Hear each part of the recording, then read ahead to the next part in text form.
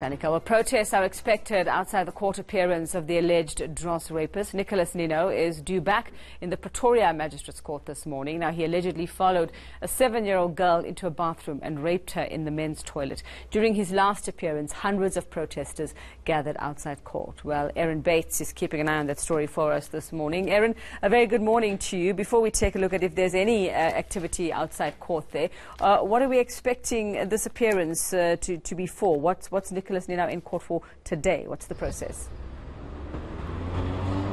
Well, Yuveka, one of two things may happen. It's possible that Ninow will apply for bail, but it may be a brief appearance and a postponement until he next appears in court, and we'll have to wait for the magistrate to make an announcement on that next date. But we know that he's been in police custody since his last appearance at the beginning of October. That was soon after he was arrested at the Dros in Silverton, the same day he's alleged of following a 6-year-old girl to the bathrooms, abducting her and allegedly raping her.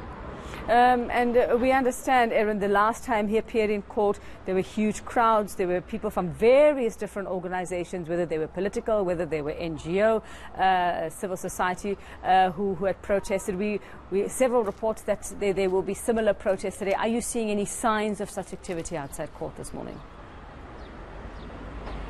No sign of that as yet, but you're right to take us back to his last court appearance, because there was a groundswell of united civic society here outside the Pretoria Magistrates or Regional Court. We saw a range of different political parties, the ANC, the DA, even school children who were accompanied by teachers who came here to protest the crime Ninow is alleged to have committed and showing support for that child survivor of the rape he's alleged to have committed.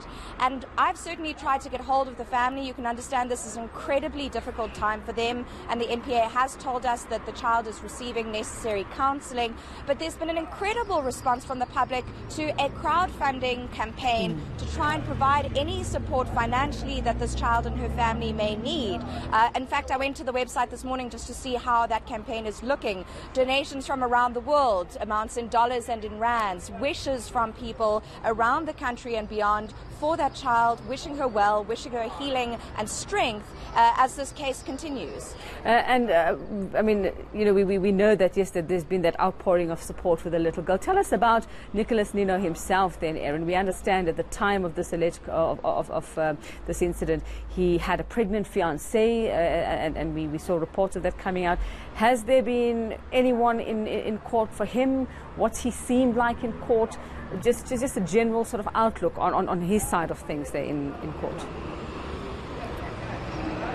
Well, what has been interesting is to read from the work of other journalists on the background of Ninow, learning, for example, that he had a fairly troubled adolescence from reports in the likes of Reports in the City Press, that he was working in a cell phone shop in Pretoria. In fact, some of the tabloid magazines had also tried to speak to his grandmother, who was in possession of a cell phone. We learned in court the last time was a key piece of potential evidence in this case, the state wanting to obtain that device and check the messages on it subsequent to the incident and the crime Ninow is charged and alleged to have committed. In terms of how he was last time in court, he appeared sort of full-faced in front of the magistrate, but after there was an application from Media 24 to obtain permission from the magistrate to photograph him, he was then accompanied by police out of the court, allowed to cover his face with a hoodie, and then accompanied back into court, at which point there was a real sort of scrum of journalists around Ninow to try and get a shot of his face.